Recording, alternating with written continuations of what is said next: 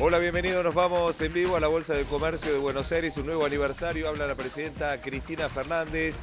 La escuchamos, principal oradora de este acto en el que se celebra un nuevo aniversario de la entidad, en su nueva entidad, en su nueva sede, en el centro porteño.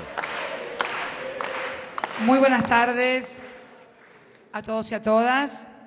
Señor presidente de la Bolsa de Comercio de Buenos Aires, señora Adelmo Gavi, señores miembros de la comisión directiva, señores gobernadores y gobernadoras de nuestro país federal presentes y que nos acompañan, señor titular de la Confederación General del Trabajo, señor titular de la Unión Industrial Argentina, señores socios y socias de la Bolsa Argentina, tengan una vez más muy buenas tardes en este 161 aniversarios de esta institución.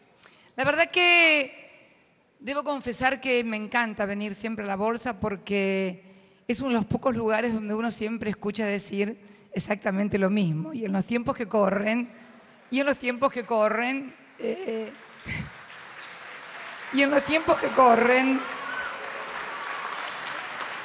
donde la versatilidad discursiva y conceptual está a la orden del día, no deja de ser un mérito, más allá de que tengamos diferencias, de venir a un lugar y escuchar siempre lo mismo. Así que me siento muy bien de estar aquí, pero una cuestión, y quiero también agradecerle el recuerdo para quien fuera mi compañero y presidente de todos los argentinos, el presidente Néstor Kirchner. Y es cierto, instaló el cheque diferido, le daba un rol muy importante a lo que tenía que ser el mercado de capitales. Hablaba también de la importancia de los superávit fiscal y comercial, pero también fue en el año 2005 el que instaló el encaje para el ingreso de capitales. Por eso es bueno tomar a Kirchner sin beneficio de inventario, de modo tal que, bueno, que creemos que una política, que este es el problema. Normalmente siempre cuando uno analiza la política desde un sector, analiza lo que le gusta al sector o lo que le viene bien al sector. Pero cuando uno es presidente de la República y adopta medidas, esas medidas nunca son dirigidas a un sector. Hay un modelo macro de país en el cual cada uno de los sectores o instituciones de ese país cumple un rol y en base a ese rol le asigna funciones, les da instrumentos, establece programas y demás.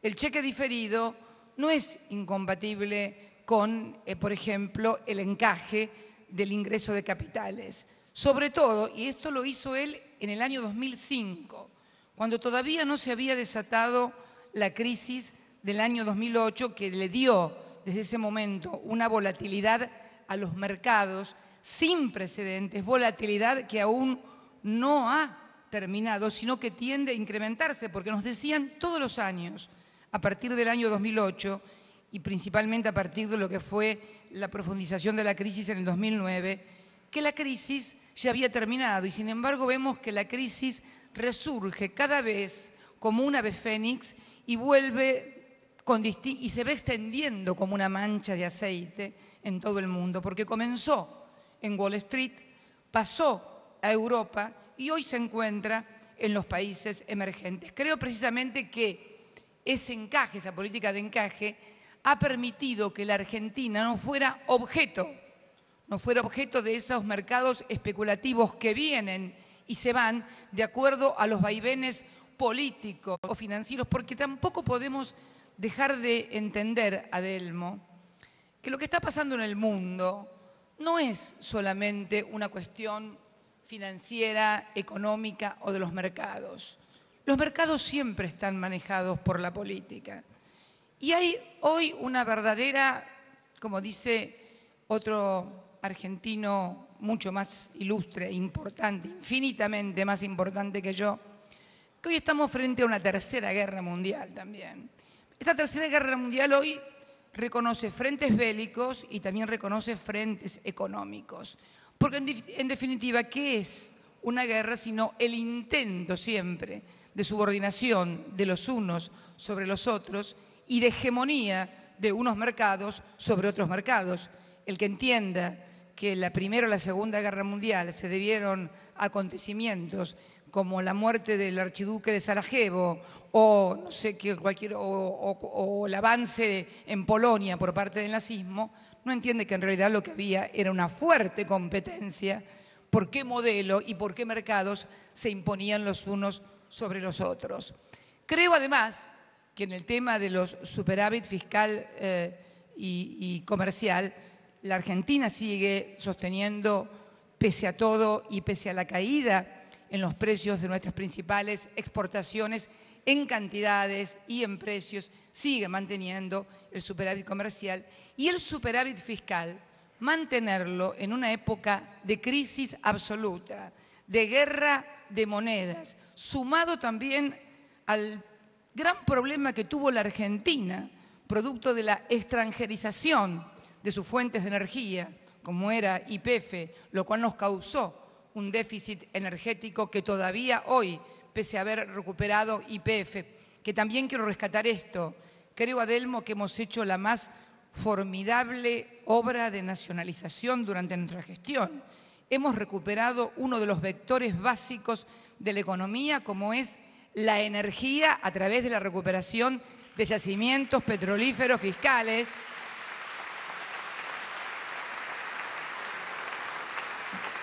que es precisamente la que va a apuntar. Uno de los principales temas en nuestro déficit fiscal es precisamente el déficit energético.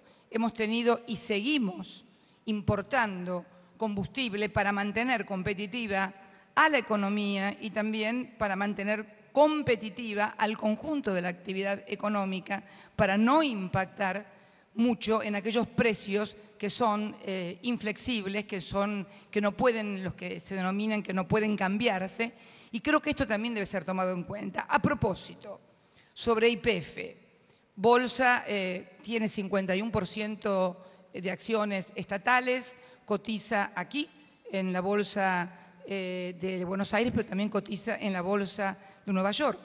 Y en cuanto al control de todas las empresas que privadamente tiene la ANSES, por ejemplo, acciones, también cotizan todas en bolsa, las cuales están sometidas a muchísimo control. Y con el nuevo proyecto de ley que se está debatiendo en el Congreso, en el cual se declara de interés público la tenencia de las acciones que son hoy propiedad de los argentinos, producto de que hemos recuperado la administración de los recursos de los trabajadores, pero que en épocas de las AFJP eran dinero que habían tomado las empresas privadas de los recursos de los trabajadores y que hoy conforman en muchas de ellas casi un tercio del capital. Todas ellas cotizan en bolsa y esta agencia, precisamente presidida por el director de la ANSES, con participación del Parlamento argentino, de mayorías y minorías, va a permitir que no se extranjericen precisamente nuestras compañías. Si uno recuerda un discurso en otro ámbito, vos hablaste de campaña electoral de algún partido. Yo recuerdo otro partido que el año pasado, en un coloquio de IDEA, proponía hacer con el paquete accionario que la ANSES posee en empresas nacionales un gran fideicomiso para ser colocado en un fideicomiso de fondos de pensión extranjero y que desde el extranjero nos pongan directores en estas empresas privadas argentinas. ¿Vos te imaginás lo que sería eso? Eso sí que constituiría una verdadera extranjerización. Esto fue desplegado por uno de los partidos políticos, un miembro de ese partido político, como propuesta concreta de ese partido político de qué hacer con las acciones del ANSES. ¿Qué es lo que estamos proponiendo nosotros? Estas acciones del ANSES conformen parte de una agencia que tenga un control parlamentario para que nuestras empresas argentinas sigan siendo argentinas y contribuyan en el marco de un modelo y de proyecto de país al crecimiento de ese país. Y hablando de YPF, por ejemplo, y del sector privado, hoy me alcanzaban los indicadores de la actividad de petróleo y gas, que los voy a leer porque no quiero equivocarme, entre enero y junio del 2014 y enero y junio del 2015. En producción de gas, esto es muy importante porque la energía no solamente alimenta a los hogares, también alimenta fundamentalmente toda la actividad económica a través de la industria, los servicios, etc. Bien, producción de gas, 112.331.368 metros cúbicos día en el año, en el primer semestre del 2014, contra 116 millones, no voy a decir todo el número porque si no es cansador, ha significado un aumento del 3,5. Ahora bien, ¿cómo contribuyó YPF, controlada en un 51 por el Estado, al crecimiento de ese 3,5 de la actividad de petróleo, que significa de gas, perdón, que significa además también disminuir la importación del fluido? El 14,1% pertenece a YPF, porque el resto de las empresas que producían 81 millones de metros cúbicos días pasaron a producir menos, 80 millones de metros cúbicos, un 0,5. Quiere decir que el aumento solo de YPF fue del 14,1%. Los privados cayeron. El Estado, a través de YPF, aumentó la producción de gas y permite de esta manera tener que importar menos fluido y contribuir a que no aumente el déficit fiscal. Producción de petróleo. En producción de petróleo pasamos de 528.000 barriles a 529.000.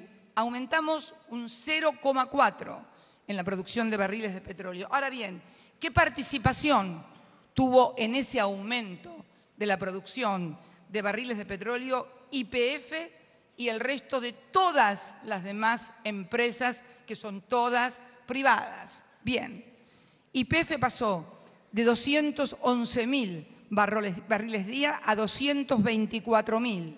Aumentó un 6%. En cambio, las privadas pasaron de 316.000 barriles, y digo números redondos, a 305.000 barriles. O sea, disminuyeron un 3,4%. En petróleo también. El aumento se debió fundamentalmente al aporte que hizo YPF.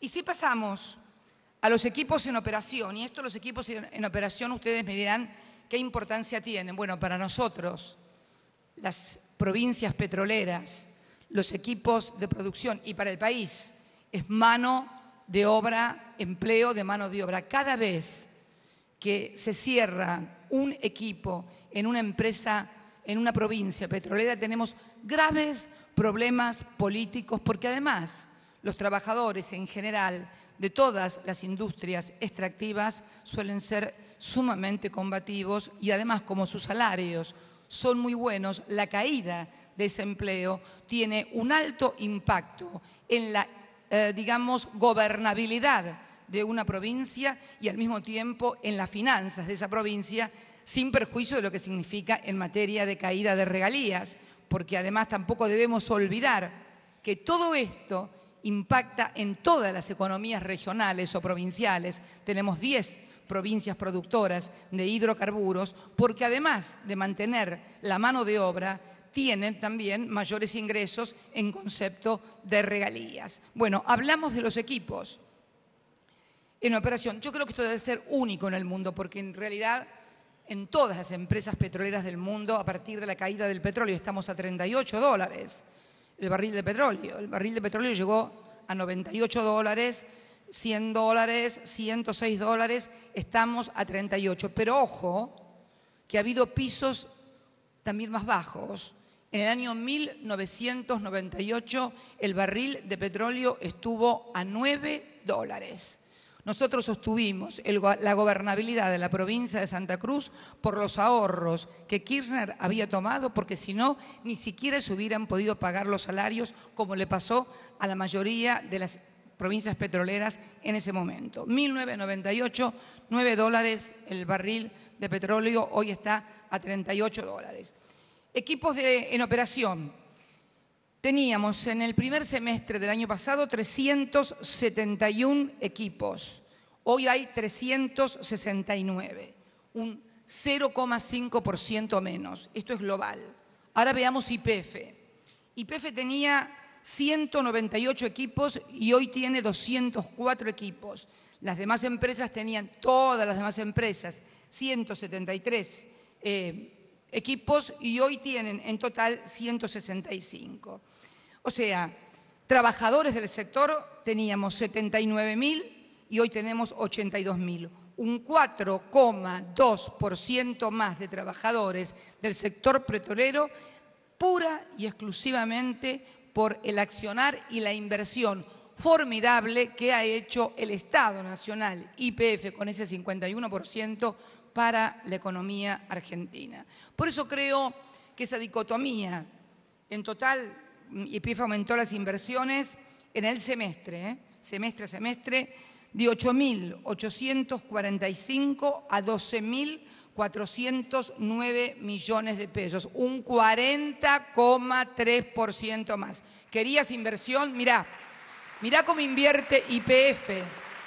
Sí, el sector privado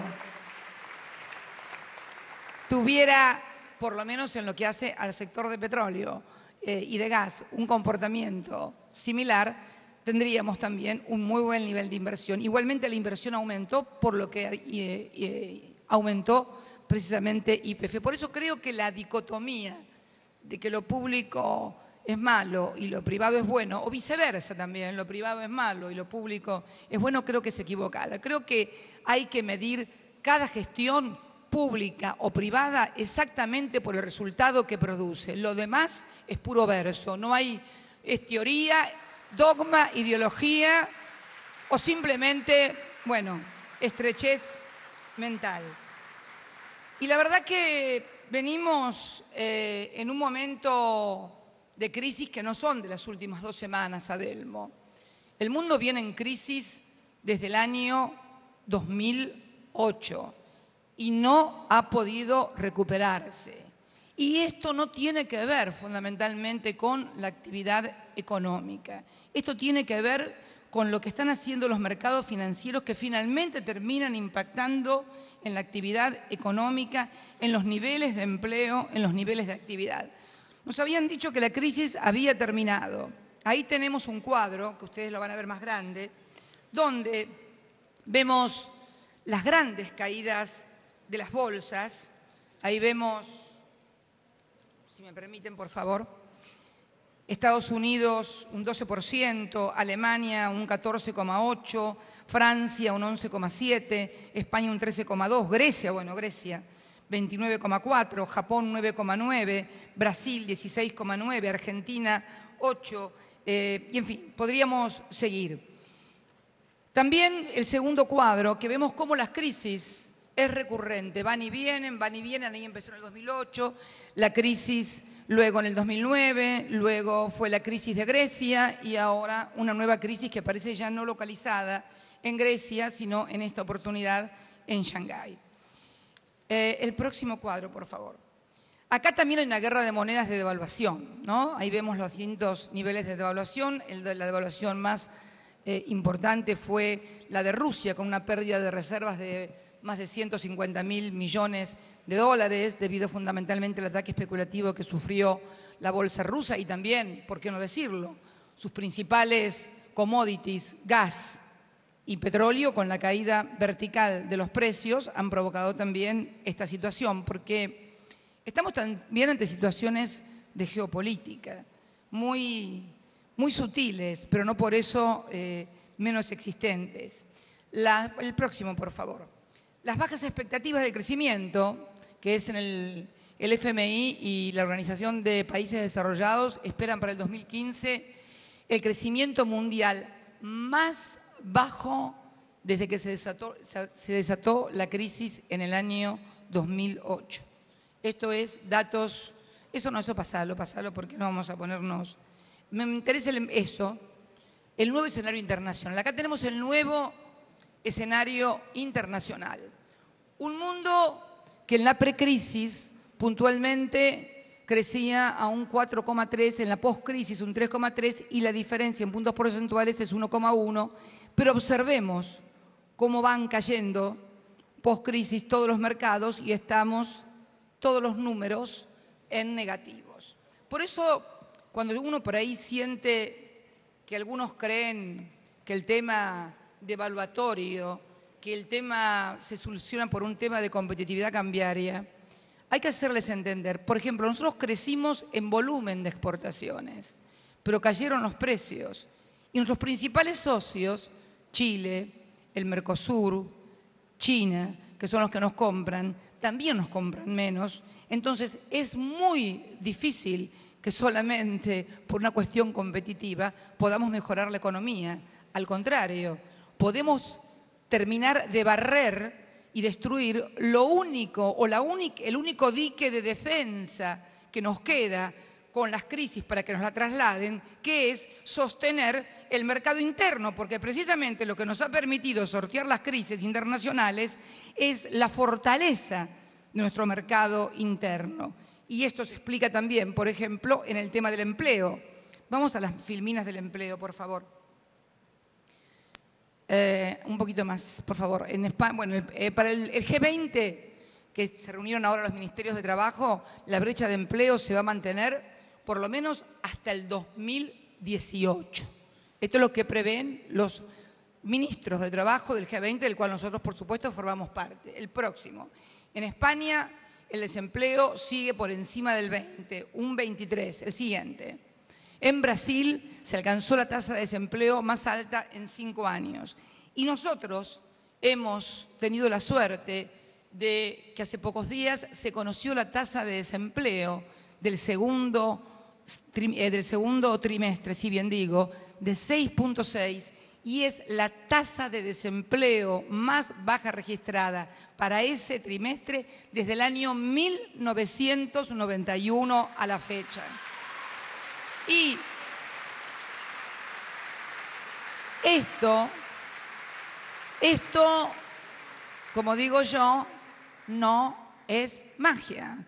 Estos son políticas públicas muy importantes con inyección de recursos. Lo que tú decías recién de si el consumo es bueno, pero la inversión. La inversión me parece que es como el huevo o la gallina.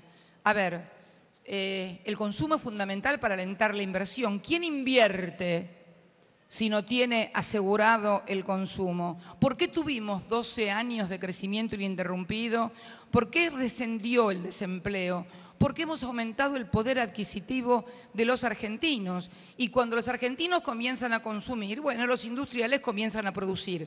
El problema es que la tasa de inversión y el riesgo que toman nuestros empresarios no es el del ritmo que debería tener lo que hace el gobierno en materia de políticas públicas para acompañar esas políticas. Necesitamos empresarios, porque parte del capitalismo es tomar riesgo, es a la esencia del capitalismo. Entonces, si nuestros empresarios ven que hay políticas públicas orientadas a mantener la demanda agregada, es necesario que ellos también tengan esa inversión que han logrado porque han acumulado buenas rentabilidades durante estos años. Hoy leía un poco, para una digresión, ¿no? La rentabilidad, por ejemplo, del sector financiero. Tenemos acá el presidente del Banco Central, que no me va a dejar mentir, y también algún dueño de banco, que si miento me va a decir que estoy equivocada. De acuerdo al último informe sobre bancos, las entidades financieras, o sea, los bancos en la Argentina, ganaron en el segundo trimestre del año un 23% más que igual periodo del año pasado, con ganancias por más de 11.000 millones en el segundo trimestre, 11.000 millones en el segundo trimestre, superaron los 9.000 millones del segundo trimestre del año 2014.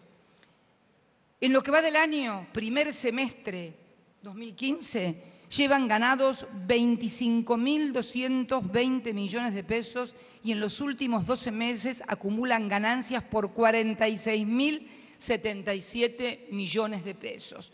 Los bancos, que son los que tienen que prestar para la inversión, porque, a ver, los bancos han sido creados para intermediar precisamente en la economía con un instrumento fundamental para la pequeña, mediana, grande empresa e inclusive para las familias en los créditos personales, que es el crédito. Entonces creemos que están todos los fundamentals hoy en orden, alineados, para seguir con este proceso de crecimiento y desarrollo, si se siguen manteniendo estas políticas públicas, si seguimos manteniendo la concepción de que necesitamos un mercado interno fuerte, que necesitamos también administración de comercio. No hay país que no administre su comercio. El que dice que no administre el comercio es un gran mentiroso.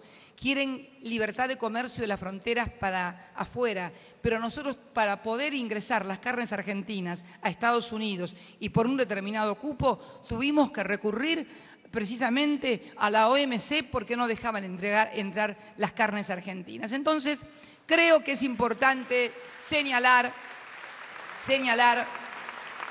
y también hoy una consultora privada daba una muy buena noticia, rara vez, pero bueno, también dan buenas noticias, daba una muy buena noticia en cuanto al aumento de la inversión privada. Esta consultora nos hablaba de que la inversión aumentó en julio, en términos interanuales, un 4,4%, llegando a 51.347 millones, 20,2% del PBI. En plena crisis mundial seguimos aumentando la inversión respecto de lo que teníamos el año pasado y necesitamos más inversión todavía para poder seguir creciendo y manteniendo este mercado. Pero sigamos por ahí, por favor. El anterior, eso. ¿Qué es esto de la geopolítica? Nuestra visión, que no es una visión caprichosa, es que la crisis se traslada con mucha violencia a los BRICS. Para los que no están atentos, los BRICS, o no saben lo que son los BRICS, es un conjunto de países. En América del Sur únicamente lo integra Brasil, lo integra Rusia, India, China y Sudáfrica. Nosotros creemos que hay también una lucha geopolítica en el mundo. A mí me tocó estar presente, acompañada por algunos gobernadores también, en una cumbre que se hizo en Brasil entre los BRICS y los países de la UNASUR, donde los BRICS decidieron conformar un fondo común de sustentabilidad para precisamente no sustituir, no competir, sino complementar, en todo caso, la función del Fondo Monetario Internacional, que debería ser precisamente la de evitar este tipo de crisis. Porque para los que no lo recuerden, el Fondo Monetario, producto de los acuerdos de Bretton Woods, fue creado precisamente para eso, para darle sustentabilidad al sistema monetario internacional y evitar los movimientos especulativos. ¿Por qué? Porque se había llegado a la conclusión de que parte del conflicto bélico que tuvo lugar en Europa, comenzaron en Europa y con centro fundamentalmente en Alemania, se había dado precisamente por motivos estrictamente económicos, de volatilidad, y que había terminado con ese horror que fue el nazismo, y que se le dio una interpretación política económica a ese fenómeno y no meramente de locos que un día se despertaron y dijeron que querían hacer determinadas cosas. Pero veamos cómo la crisis se traslada a los BRICS.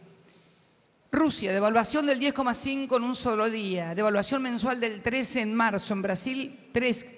Y sin embargo, fíjense qué curioso, Brasil ha tenido la devaluación más importante desde el año 2003 y sus exportaciones han caído el 23%, mucho más que las exportaciones de la República Argentina. Esto para los argumentos de algunos devaluadores. Yo creo que en realidad esos que quieren devaluar, más que las exportaciones, los commodities y la actividad económica, lo que tienen es dólares en algún lado y les convendría que devaluaran. Porque realmente si uno analiza los efectos y lo que está pasando en estos lugares, se da cuenta. Miren en China, caída 30% de la bolsa, en Brasil un 3% de contracción de la actividad. El próximo, por favor. Aquí vemos también una guerra de monedas, se desata. El siguiente, por favor. Los índices bursátiles se van al demonio. Brasil un 17% abajo, el Bovespa. En Shanghái un 34%, en Rusia un 24%. El siguiente, por favor. Aquí vemos lo que es Brasil, el PIB. Fíjense lo que fue el promedio y fíjense la última barra que había sido para abajo, que fue en los años 90, en pleno apogeo del neoliberalismo, y vuelve a estar la barra abajo en 2,1. El que sigue, por favor. En Brasil subió el desempleo al 8,3. Sigamos. Caen las reservas internacionales, sigamos. Rusia, el PIB también. Fíjense el PIB. Vuelve a caer, sigamos. En Rusia, caída de las reservas, 150.000 millones de dólares. Le costó las corridas que se hicieron contra la moneda en Rusia. Y no fue una cuestión de mercado, fue una cuestión absoluta y netamente geopolítica. Sigamos, por favor. India también decrece, sigamos, por favor. India, exportaciones. Fíjense, India, que se ha caracterizado por sus exportaciones, también caída de las exportaciones. Sigamos, por favor. China, miren el PIB. China, que fue la locomotora del mundo en la última década, fíjense, de crecer de 2 dígitos, cómo se prevé su crecimiento en el último renglón a 6,8 aproximadamente. Que, ojo, 6,8 para cualquiera de nuestros países en crecimiento sería estupendo. Si nosotros comparamos el rol de China en el mundo y cómo ha sido su rol en las economías emergentes, que hemos sido las que hemos movido la rueda económica durante la última década, a pesar de la crisis de 2008, bueno, esto revela, el próximo, por favor, China, industria y construcción, la caída de la industria y la construcción. También podemos decir que en la Argentina volvió a repuntar la construcción, ya lleva meses y meses de crecimiento, incorporación de mano de obra, batiendo récord en materia de venta de cemento a granel e individual, en todo lo que hace la construcción.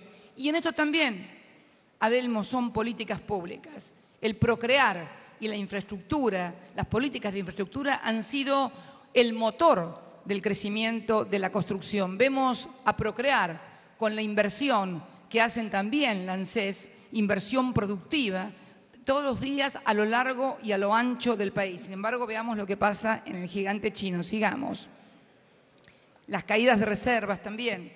China es un monstruo en materia de reservas, pero la caída fue de 200.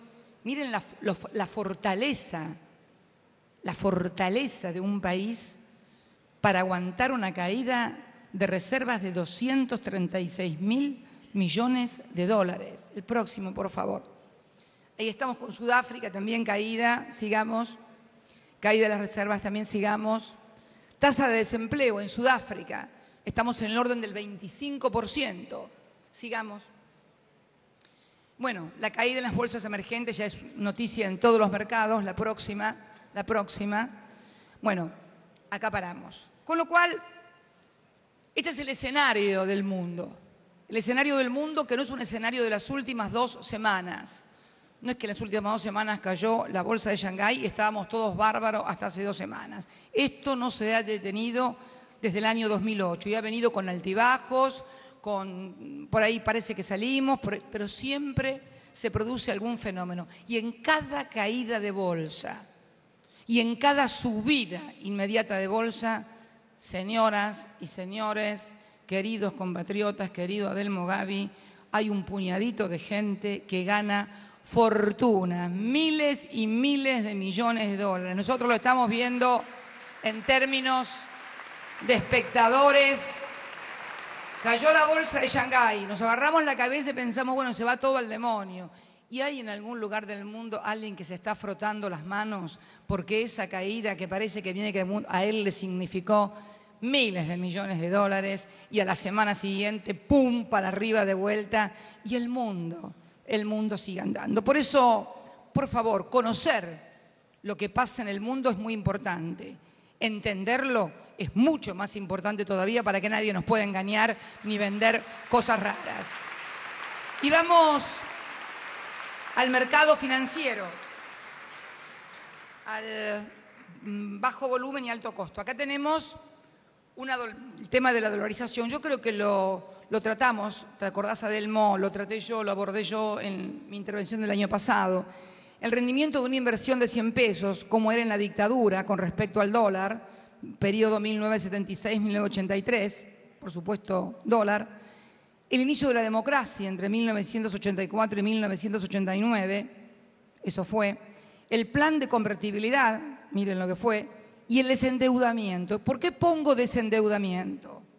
Porque esta ha sido también una de las claves, el desendeudamiento. Cuando vos hablás de que el mercado necesita seguridad jurídica, yo te digo, ¿sabés lo que necesita el mercado, Adelmo? ¿Sabés lo que necesita el tipo que pone plata en un bono, en un título o en una ON? Que cuando venza se la vayan a pagar. ¿Y sabés qué? Este gobierno ha pagado todos los vencimientos que ha tenido. Esa es la verdadera seguridad jurídica. Cuando vos ponés plata,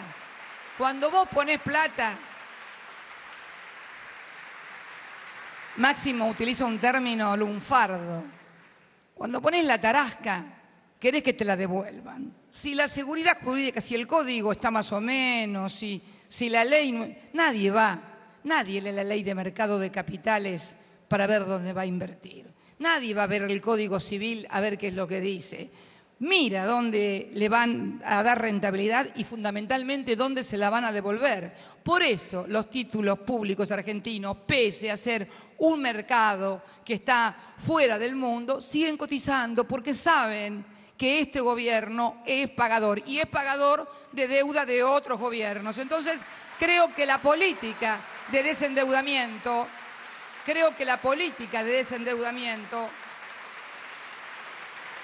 ha sido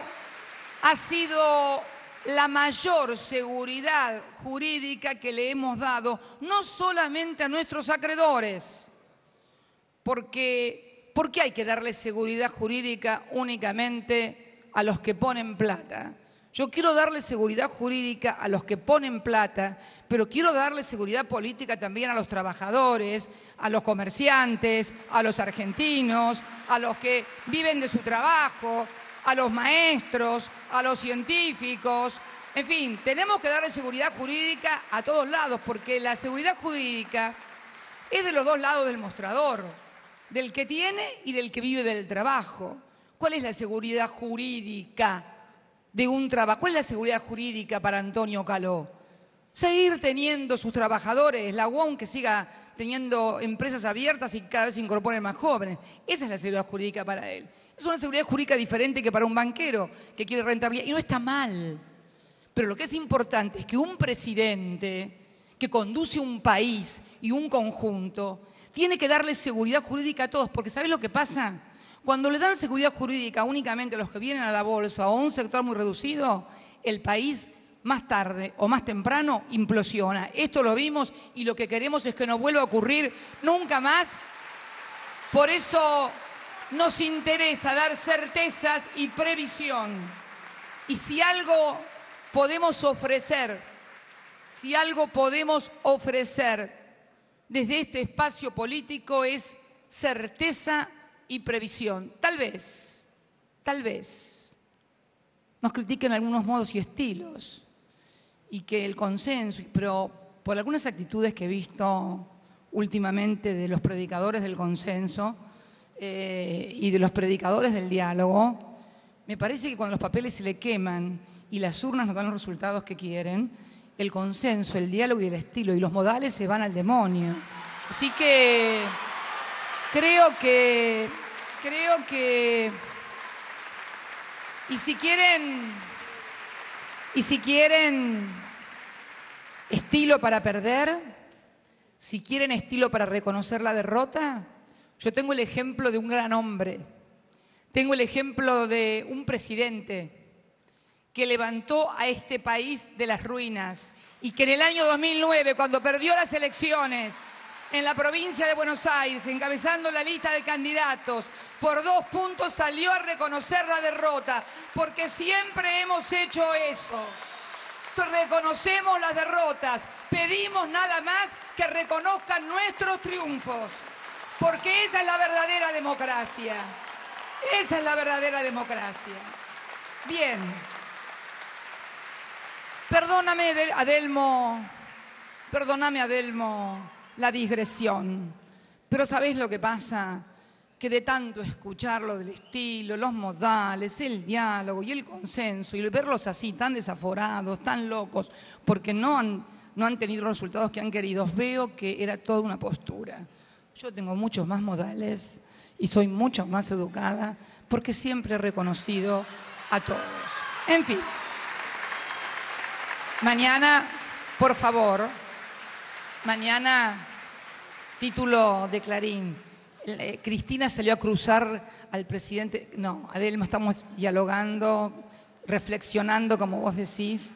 A mí me encanta reflexionar, lo hacemos los dos en voz alta y con una hidalguía, vos como un caballero, yo como una dama, y todos contentos porque así deben ser las cosas. Bien, vamos a... Miren ustedes, inversión en pesos versus inversión en dólar. Merval Bolsa, 100 pesos, lo que rindió, lo que decías vos, lo que recién acabas de decir. 2.072%, títulos públicos, o sea, de la deuda argentina. Miren lo que rindieron, 1.165. Plazo fijo en pesos, 288. Dólar ilegal, 239 y dólar oficial 172. O sea, el que puso plazo fijo en pesos con las tasas que se están reconociendo, y esto también refleja el aumento del ahorro, porque otra cosa que no podemos dejar de señalar es el crédito y el ahorro, algo muy importante. Fíjense qué vectores venimos analizando. Hablamos de la energía y del aumento también que hubo en el consumo de energía. Yo les comentaba recién de la inversión de YPF y cómo ha contribuido YPF en el tema de energía. Pero también energía consumo, informe de hoy. Del acuerdo a la Fundación para el Desarrollo Eléctrico, Fundalec, el consumo eléctrico de julio subió interanual, o sea, con respecto a julio del año pasado, un 4,7%. Y así se convirtió en el mes de mayor demanda en lo que va del año. Tenemos en lo que va del año un aumento del consumo de la energía del 5%. Los que conocen de economía en el mundo saben que el aumento, sostener con infraestructura un aumento del 5% de la demanda energética es un esfuerzo formidable que solamente se puede hacer si se posee una infraestructura preparada para hacerlo.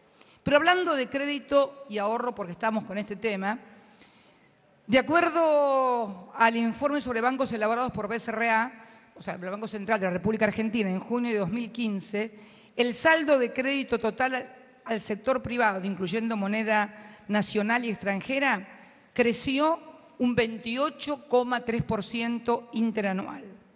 La ratio de irregularidad, o sea, los que no pagan, los créditos que se dejan de pagar, ¿cuál es la ratio de esa irregularidad o de esa morosidad, si les gusta más la palabra? Bueno, la ratio de irregularidad se redujo este mes hasta ubicarse en 1,9.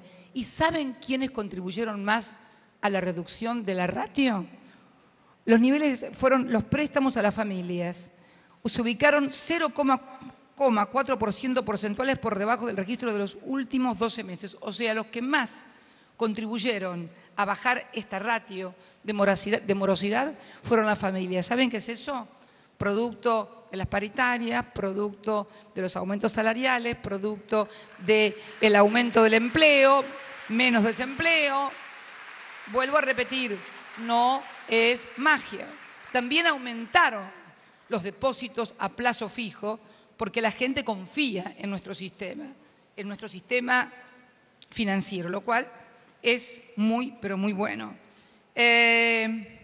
Aquí aumentaron los niveles actuales, acá tengo, los plazos fijos crecieron en forma interanual de junio a junio un 44%. Fíjate vos, ahorro, crédito y hablando de morosidad para un sector que durante la etapa del neoliberalismo, durante los años 90, fue duramente castigado como fue el sector de la actividad agropecuaria. No sé si está el ministro Casamiquela por acá. Ahí está, ministro. No me va a dejar mentir el ministro. La morosidad del sector agropecuario, cuando Kirchner asumió como presidente en el año 2003, era del 46%. Campos hipotecados, banderas de remate. Hoy la morosidad del sector agropecuario es la más baja en toda la serie histórica. 1% de morosidad en el sector agropecuario. Bien por ellos que sacan créditos y los pagan. Los pueden pagar y se los dan. Nos parece muy bien. Bien, la siguiente filmina. Acá está la evolución del índice Merval y del tipo de cambio nominal. 20 veces fue el crecimiento del año 2003, la próxima. Acá está la variación, también Merval Argentina. Miren ustedes, Merval Argentina, nuestro mercado y versus otras bolsas, un 106% desde 2010 en dólares. Mexbol, que es la de México, un 12%, IPSA Chile un 16%, Lima Perú un 21% y Bovespa Brasil un 59% menos. O sea, ¿cómo ha crecido la actividad? ¿Y por qué ha crecido tanto también? Porque en realidad, debido a las políticas públicas, y esto no podemos dejar de mencionarlo, el próximo, por favor. Bueno, esto lo voy a hablar un poquito después. Los flujos de capitales de los países emergentes se redujo. ¿Por qué pasó todo esto en el mundo? Porque los países, y esto es lo que vos me pedías recién con el tema del encaje, ¿sabés cuánto se redujeron los flujos hacia los países emergentes del 2013? Que se encuentran hoy en el nivel más bajo desde el año 2009. Pasaron de 1,3 billones, me escuchan, ¿no? Billones con B larga, de dólares en el 2013 a 0,9 billones en el 2015.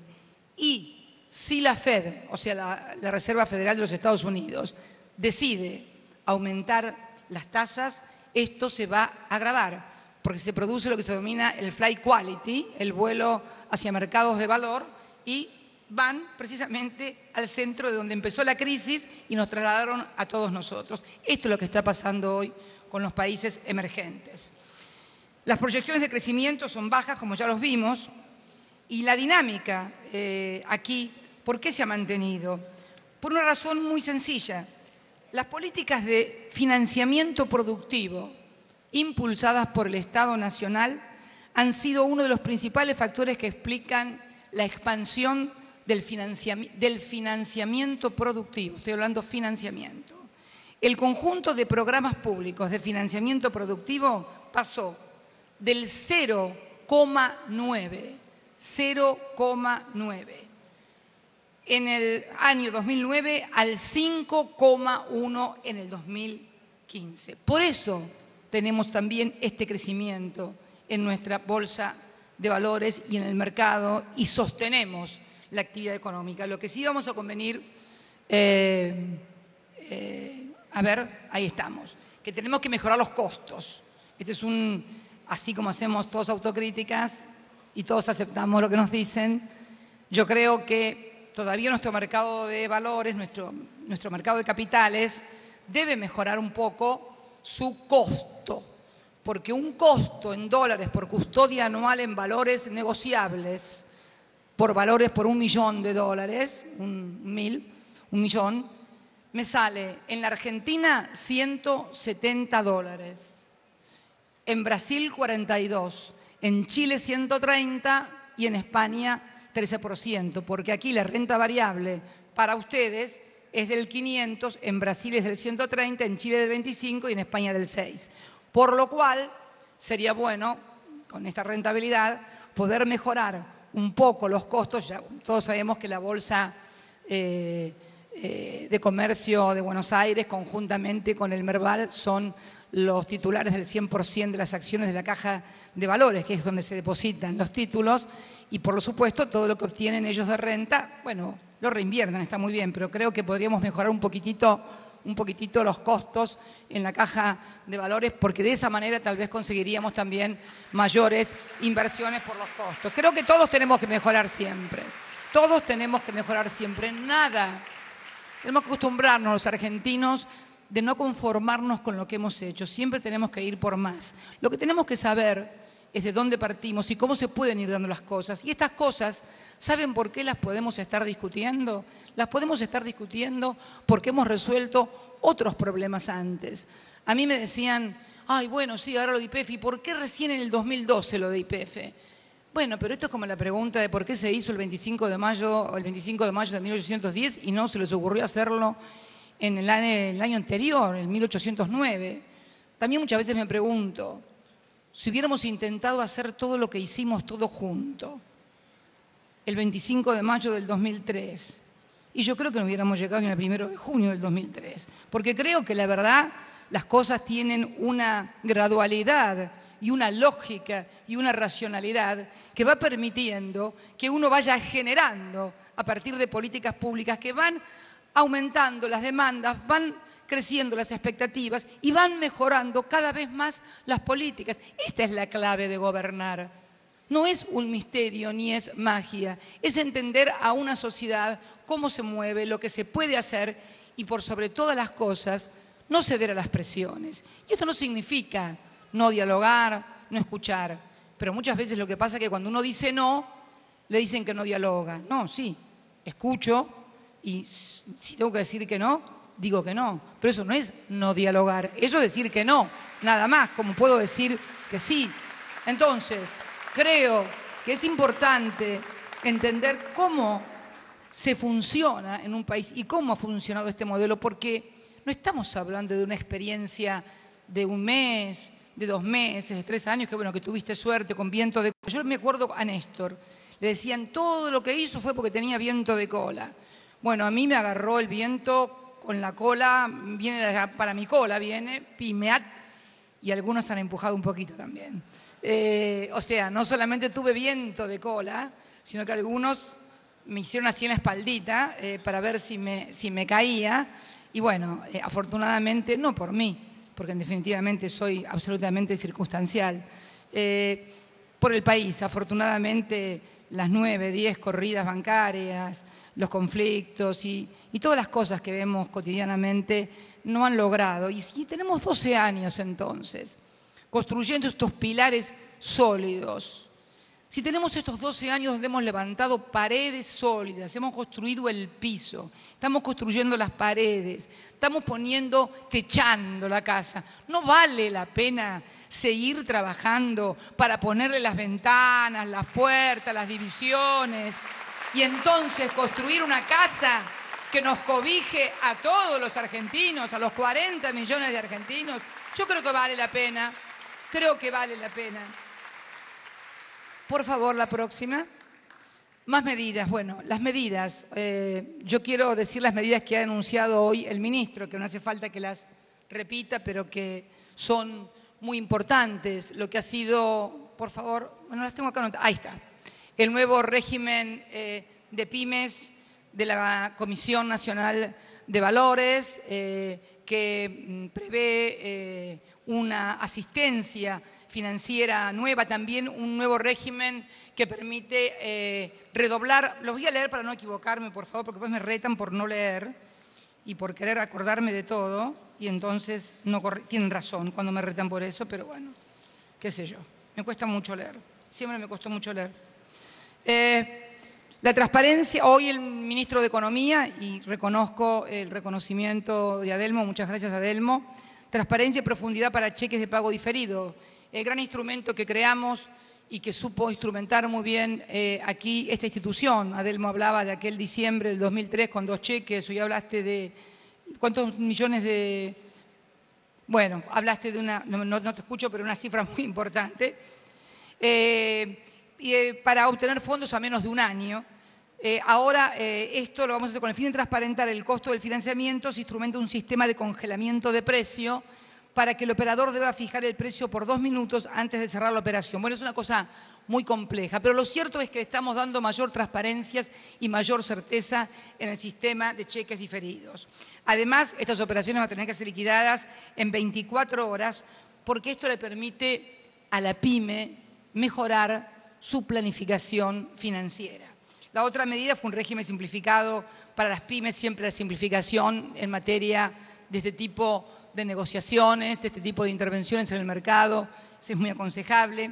Se va a ampliar el universo considerado pyme para la CNB, se establece un formulario simplificado con beneficios y facilidades y se espera con esto incluir en el transcurso de un año a 10.000 nuevas pymes que hoy no tienen acceso al mercado de capitales. La creación también, esto me parece muy importante, la creación de la asistencia financiera en el marco de la Comisión Nacional de Valores, que va a consistir básicamente en un organismo dentro del Estado, dentro de la CNB, para poder asesorar a la gente, porque la verdad la gente y las pequeñas empresas no pueden pagar los costos de una consultora, los costos de un asesor financiero para poder decidir cómo y cuándo salen al mercado. Bueno, la Comisión Nacional de Valores va a cumplir ese rol a través de una oficina especial con profesionales que asesoren a todas aquellas empresas que así lo requieran. Asistencia financiera, contable y administrativa en manera directa.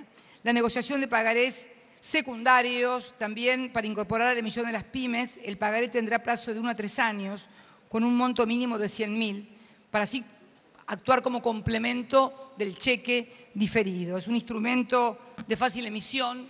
Tenemos que mejorarlo, Adelmo, y ponernos como meta poderlo convertir en algo tan importante como fue el cheque diferido para las pequeñas y medianas empresas, y estoy convencida de que lo van a hacer porque todos tenemos una actitud de ayudar a las pequeñas y medianas empresas, que son además las grandes generadoras de trabajo, empleo y crecimiento en la República Argentina.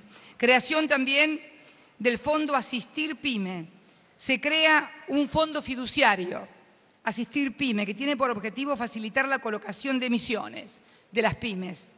Fiduciante el Estado Nacional, fiduciario Nación Fideicomisos, autoridad de aplicación el Ministerio de Economía, y los proyectos deberán ser aprobados tanto por el MECON como por la CNB. El fondo financiará los costos de la primera emisión. Todas las pequeñas, medianas, las pymes que vayan a una primera emisión, todo va a ser financiado, los costos, por este fondo de Asistir Pymes, que va a permitir asegurar el éxito de la primera colocación al 100%.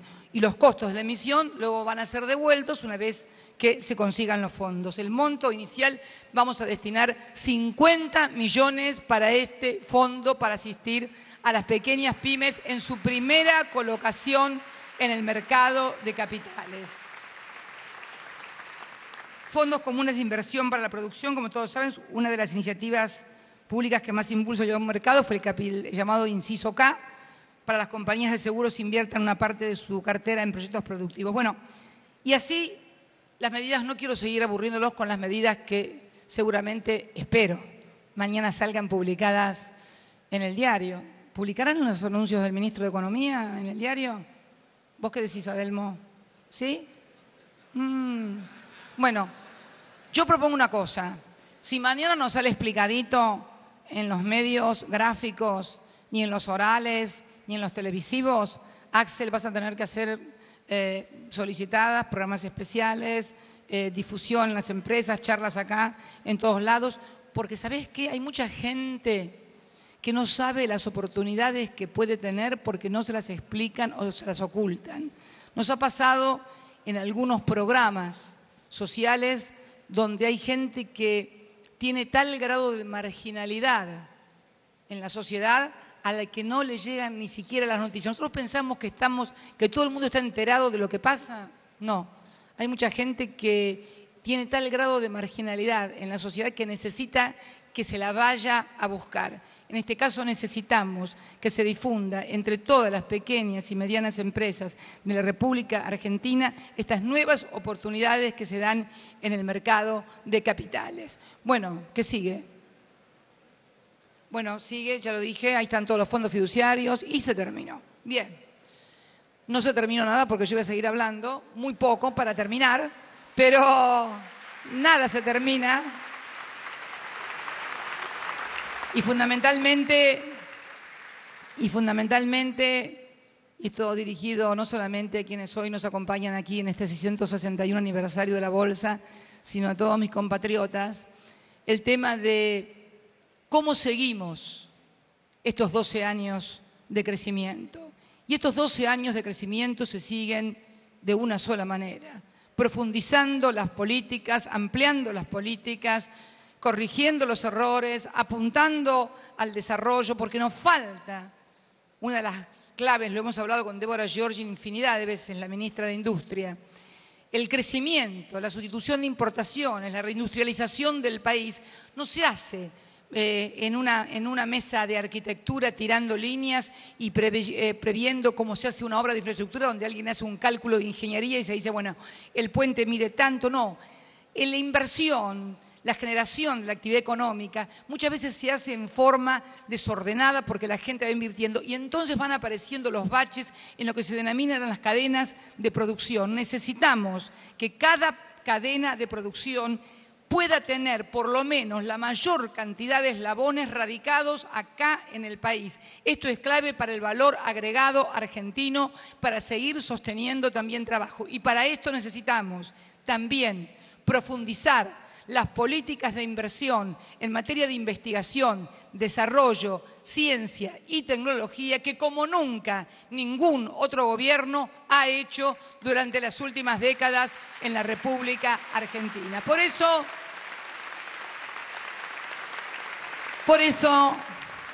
estoy segura, Delmo, que el año que viene vas a seguir con el tema del encaje. Y yo te pido, por favor, mirá, no encajemos el país, porque si el país encaja en la tierra y en el lodo, de ahí no nos saca nadie. Los encajes financieros y los capitales van y vienen. Cuando el país se encaja, cuando el país derrapa, cuando el país se va al pasto, es muy difícil volver a traer el auto de vuelta a la banquina y ponerlo en la ruta. Nos costó un Perú. A uno que yo sé se le fue la vida en esto. Por eso les pido a todos los argentinos y a todos los compatriotas mucha firmeza, mucha claridad y fundamentalmente comprender que necesitamos más profundización de estas políticas para seguir creciendo, porque todavía nos faltan chicos que vayan a la escuela, porque hay que construir más escuelas, más caminos, más infraestructuras, y cuando todo esto pase, Adelmo, ustedes también van a tener que acompañar con modernización, con mayor cantidad de gente también incorporada a este mercado de capitales, porque, bueno, yo digo, para que no se ofenda a nadie, ¿no? Pero los presidentes pasan, los presidentes de los bancos centrales pasan, los ministros de Economía también. Sería bueno que se diera siempre, en todos lados, mucha renovación, porque la renovación siempre trae aire fresco y no significa andar tirando gente por la ventana, para nada. Significa que los argentinos y quienes dirijan este bendito país lo amen y entiendan, porque no se cuida lo que no se quiere. Lo primero que tiene que hacer un presidente es amar profundamente a su país y a su pueblo. Con eso ya tiene asegurada una buena parte de una buena gestión. Entonces, amar al país y amar al pueblo. Y después, con todo lo que hemos construido, seguir adelante en esto que es construcción. Ladrillo sobre ladrillo. Los que quieren venir a tirar abajo a la pared, no se los permitan, porque después seguro que se las levanta otro, pero no para ustedes, sino que se lleva los ladrillos a la casa. Muchas gracias y muy buenas tardes y muy buen feliz 161 aniversario de la Bolsa de Comercio de la Ciudad de Buenos Aires. Buenas tardes a todos y a todas. Hasta aquí la palabra de la Presidenta de la Nación, Cristina Fernández de Kirchner, en directo desde la Bolsa de Comercio de Buenos Aires. En la televisión pública se juega la Copa Argentina. Nos vamos a la provincia de Santa Fe, a cancha de Colón de Santa Fe. Están jugando San Lorenzo, Atlético de Rafaela. 15 minutos del primer tiempo, hasta ahora 0-0. Nos reencontramos en el entretiempo. Hasta luego.